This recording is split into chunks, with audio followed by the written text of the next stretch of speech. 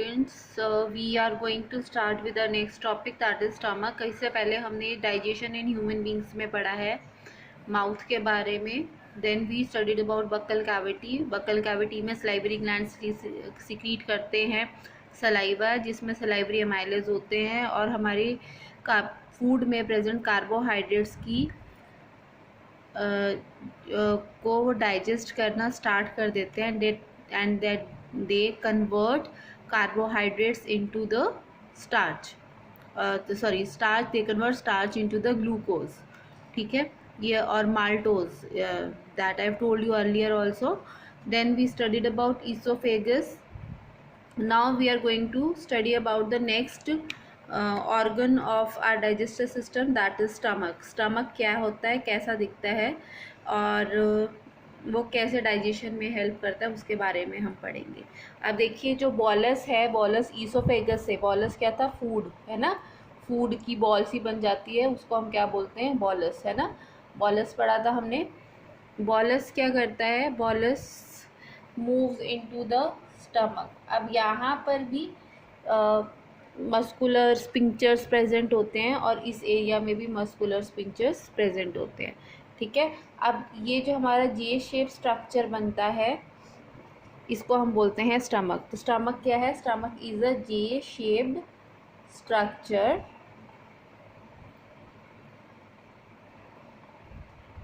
ठीक है, और देखिए ये पूरा एलिमेंट्री कनाल का वाइडर पार्ट भी है, तो it is the widest part of elementary कनाल.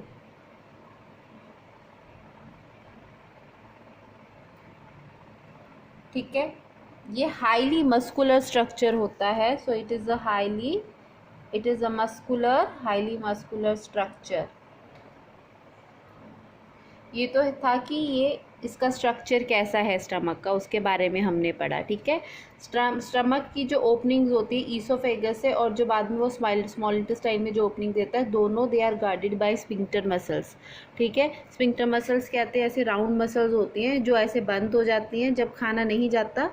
ठीक है, और खुल जाती है जब खाने ने उस स्टमक के अंदर जाना होता है. ऐसे बंद होएंगी और खुलेंगी. ठीक है, जब हम अब ये बॉलस कहाँ एंटर कर जाएगा, आपका स्टमक में एंटर कर जाएगा. ठीक है, अब स्टमक के अंदर क्या होता है, स्टमक के अंदर मसल्स प्रेजेंट होती हैं और क्या फंक्शन करती है वो मसल्स क्या करती हैं, दे इट स्टार्ट चर्निंग फूड को अच्छे से चर्न करती है. चर्न मतलब जैसे मिक्सी में घूमता है ना फूड, वैसी मसल्स कॉन्ट्रैक्ट करके रिलैक्स करके, कॉन्ट्रैक्ट करके रिलैक्स करके खाने को क्या करती रहती है और फाइनर पार्टिकल्स में चर्न करती रहती है. ठीक है, तो ये चर्निंग ऑफ फूड होता है स्टमक में. नेक्स्ट स्टेप क्या होता है, इसकी जो इनर वॉल होती है उसमें गैस्ट्रिक ग्लैंड्स प्रेजेंट होते हैं. इनर वॉल ऑफ स्टमक में क्या प्रेजेंट है, गैस्ट्रिक ग्लैंड्स. ये जो गैस्ट्रिक ग्लैंड है ये डाइजेस्टिव जूसेस सिक्रीट करते हैं, जिनको हम बोलते हैं गैस्ट्रिक जूसेस. क्या बोलते हैं, gastric juices. Inner wall stomach की में गैस्ट्रिक ग्लैंड प्रेजेंट होते हैं जो गैस्ट्रिक जूसेस सिक्रीट करते हैं. अब हम पढ़ेंगे इन गैस्ट्रिक जूसेस में क्या क्या होता है. गैस्ट्रिक जूसेस में प्रेजेंट होता है HCl, हाइड्रोक्लोरिक एसिड, और प्रेजेंट होती है एक और चीज़ जिसको हम बोलते हैं गैस्ट्रिक एंजाइम्स. क्या प्रेजेंट है, नेक्स्ट इज गैस्ट्रिक एंजाइम्स. ठीक है, अब हम बात करेंगे कि HCl क्या काम करता है. ठीक है, HCl क्या करता है, जो सलाइवरी अमाइलेज एक्ट होता हुआ आ रहा है माउथ से लेके ईसोफेगस तक, उसकी एक्शन को रोक देता है. तो ये क्या करता है, stop the action of salivary amylase. ठीक है, तो मतलब कि यहाँ पे आके कार्बोहाइड्रेट्स की डाइजेशन रुक जाती है. स्टमक में कार्बोहाइड्रेट की डाइजेशन नहीं होती क्योंकि HCl सलाइवरी अमाइलेज को मार देता है. दूसरा क्या काम करता है कि it kills the bacteria present in the food. जो खाने के साथ बैक्टीरिया हमारी बॉडी में जाते हैं वो HCl उनको मार देता है. ठीक है, तीसरा क्या काम करता है, क्योंकि HCl जो होता है ये एसिडिक होता है, ये एसिडिक होता है, तो ये क्या करता है, कुछ एंजाइम्स को एक्टिवेट कर देता है जो गैस्ट्रिक जूसेस में सिक्रीट होते हैं। एंजाइम्स को क्या करता है, ये इट एक्टिवेट्स द एंजाइम्स। ठीक है, अब आते हैं हम गैस्ट्रिक एंजाइम्स में। गैस्ट्रिक एंजाइम्स में जो मेन एंजाइम सिक्रीट होता है वो होता है पेप्सिनोजन सिक्रीट होता है। ये पेप्सिनोजन HCl की प्रेजेंट में एक्टिवेट हो जाता है, HCl के प्रेजेंट में ये एक्टिवेट हो जाता है and it changes into pepsin. ठीक है, ये पेप्सिन क्या करता है, आपके खाने में जो प्रोटीन होती है उसको डाइजेस्ट करने में हेल्प करता है। ठीक है, तो ये क्या करता है, it digest the protein molecule and changes it into peptide. तो ये पेप्सिन क्या करेगा, it will act on protein present in the food and change it into simple molecular called peptide.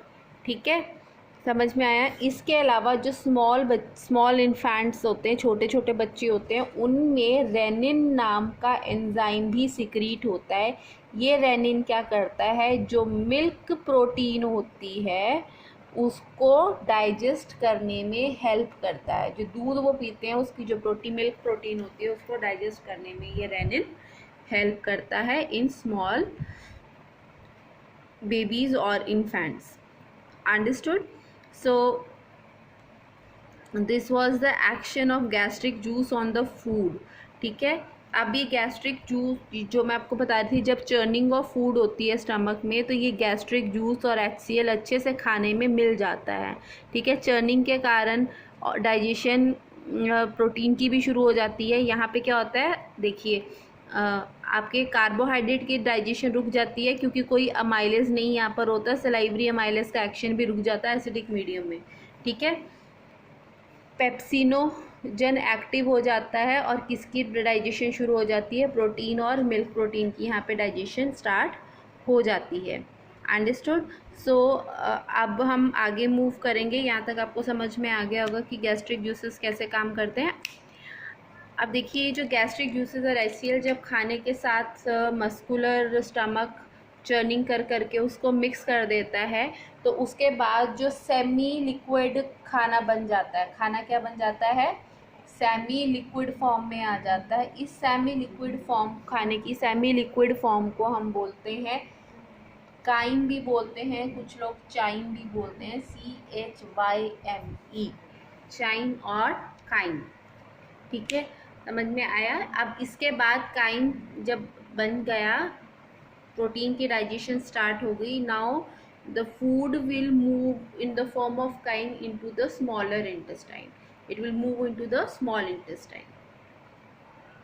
ठीक है, स्मॉल इंटेस्टाइन के बारे में हम कल डिस्कस करेंगे। आपको बोला था हम शॉर्ट फॉर्म में चलेंगे, यहाँ पे ज़्यादा डिटेलिंग में एकदम से जाएंगे तो आपको कन्फ्यूजन होगी।